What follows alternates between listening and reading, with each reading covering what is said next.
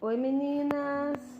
Oitavo capítulo do livro Campo de Batalha da Mente. O tema: quando minha mente está normal? Eu sempre oro para que o Deus de nosso Senhor Jesus Cristo, o Pai da Glória, vos conceda espírito de sabedoria e de revelação, de discernimento, de mistérios e de segredos, no pleno, profundo e íntimo conhecimento dele, tendo iluminado, inundado de luz, os olhos do vosso coração, para saberdes e entenderdes qual é a esperança do seu chamamento, qual a riqueza da glória da sua herança nos santos, os seus separados. Efésios, capítulo 1, versículo 17 e versículo 18. Note que Paulo ora para que ganhemos sabedoria tendo os olhos do nosso coração iluminados. Baseada em diversas coisas que tenho estudado, descrevo os olhos do coração como a mente. Como cristãos, em que condição deveria estar nossa mente? Em outras palavras, qual deveria ser o estado normal da mente do crente? Para respondermos a essa pergunta, devemos examinar as diferentes funções da mente e do espírito. De acordo com a palavra de Deus, a mente e o espírito trabalham juntos. Isso é o que chamo de princípio da mente auxiliando o espírito. Para entendermos melhor esse princípio, vejamos como ele funciona na vida do crente. O princípio mente-espírito.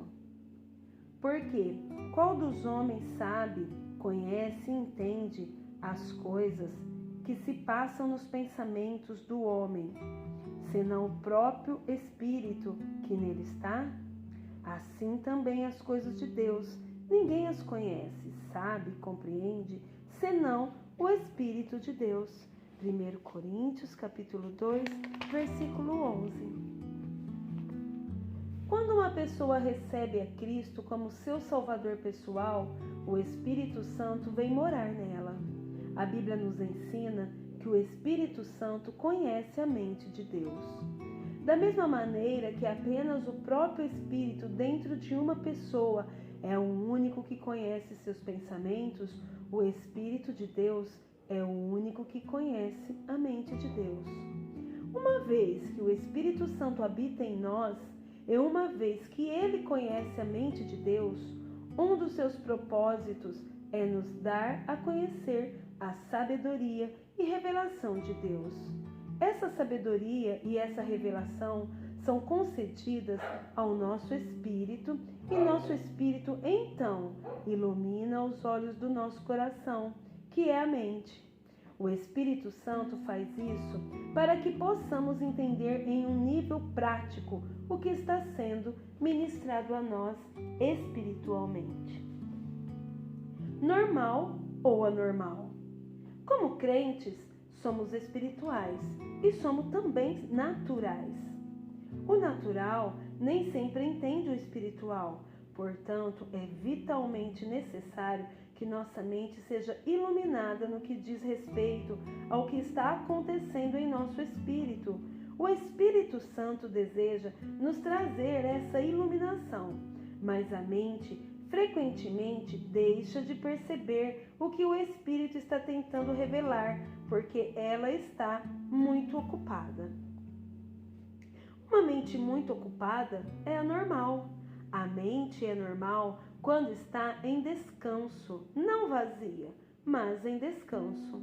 A mente não deveria estar cheia de questionamento, preocupação, ansiedade, medo e outras coisas como essas.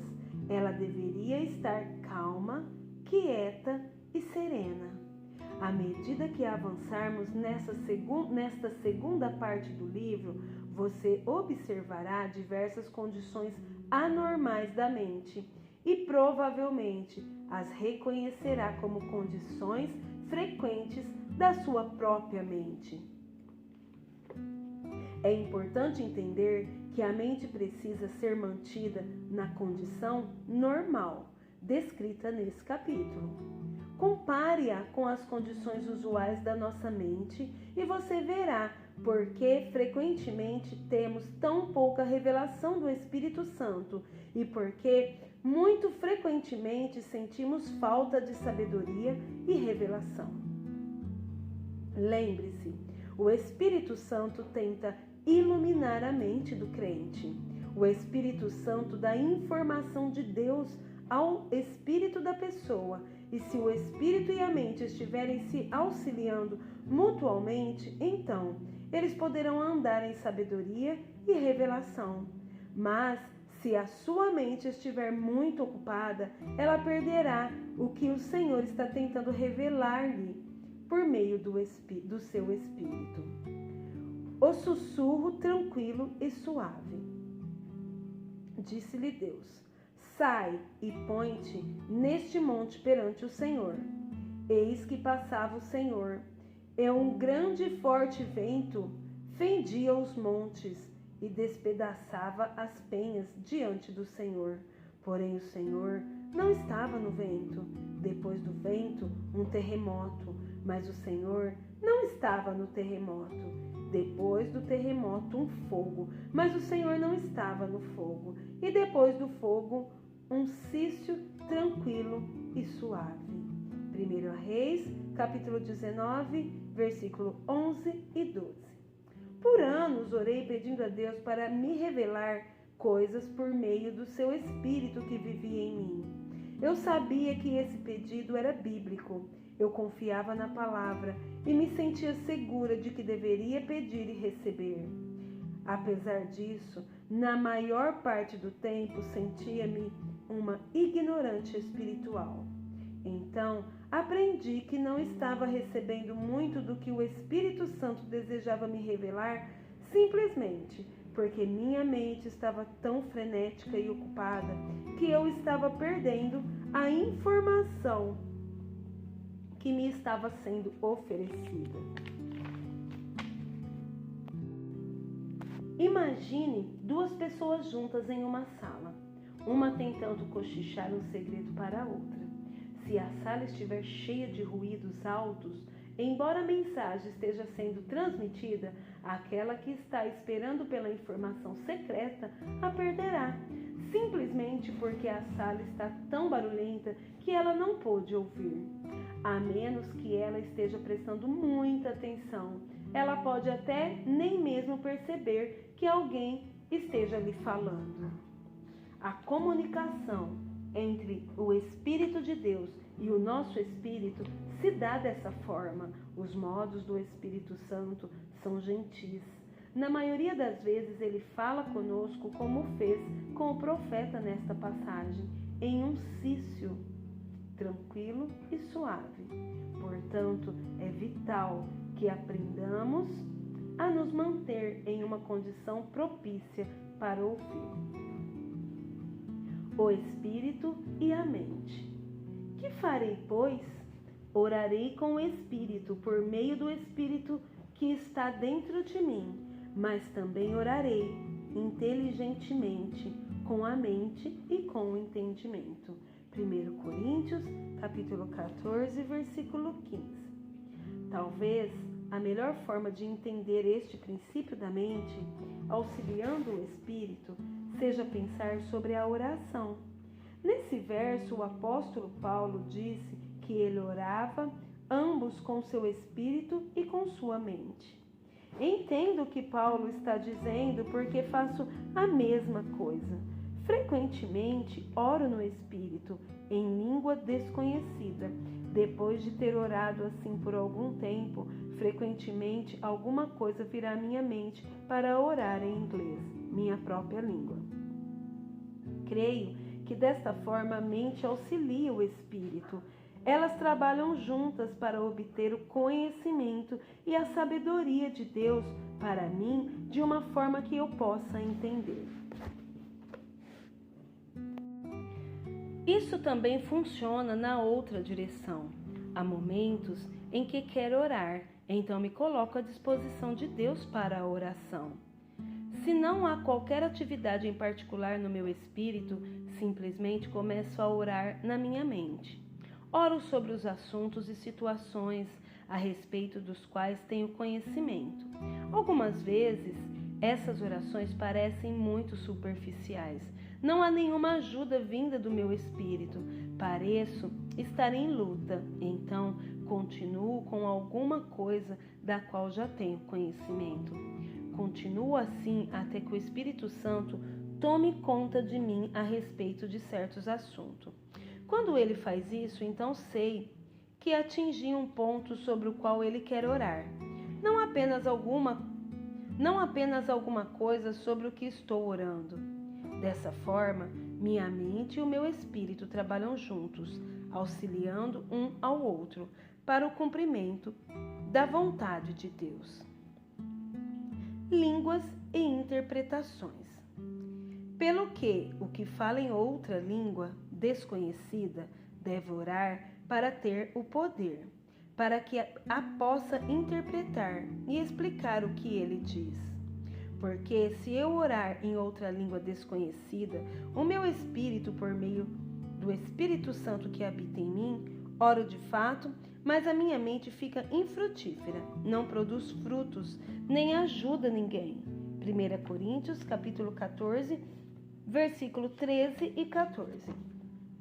Outro exemplo da maneira pela qual o espírito e a mente trabalham juntos é o dom de línguas com interpretação.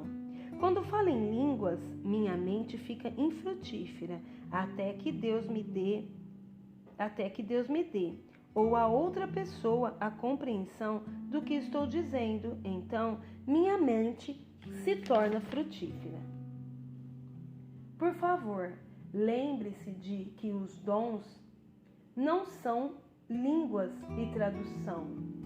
Tradução é um relato da mensagem, palavra por palavra, enquanto na interpretação a pessoa dá uma compreensão sobre o que uma outra disse, mas no estilo próprio do intérprete, expresso por intermédio de sua própria personalidade particular. Dou-lhe um exemplo. A irmã Maria pode levantar-se na igreja e dar uma mensagem em uma língua desconhecida. Isso veio do seu espírito e nem ela, nem ninguém mais sabe o que ela disse. Deus pode fazer com que eu entenda a mensagem, mas talvez de maneira geral. Quando me levanto em fé e começo a interpretar o que foi dito, faço a mensagem compreensível a todos, mas vem de mim, na minha forma única de expressão.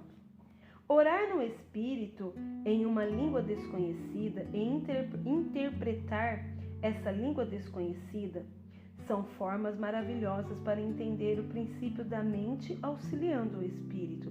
O Espírito está falando alguma coisa e a mente está dando o entendimento. Agora pense nisto.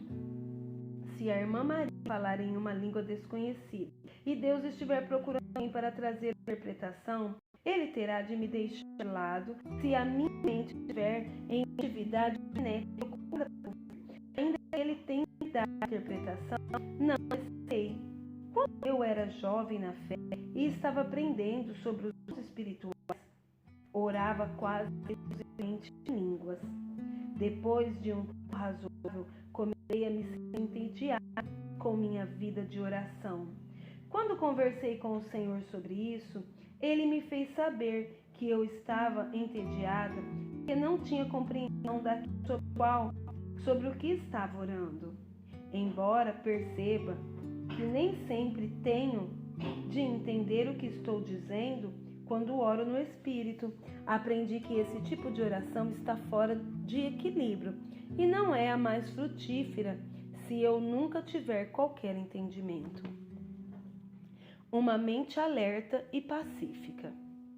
Tu, Senhor, conservarás e guardarás em perfeita e constante paz aquele cujo propósito, ambos sua inclinação e caráter, é firme em ti, porque ele confia em ti, descansa em ti e espera confiantemente em ti.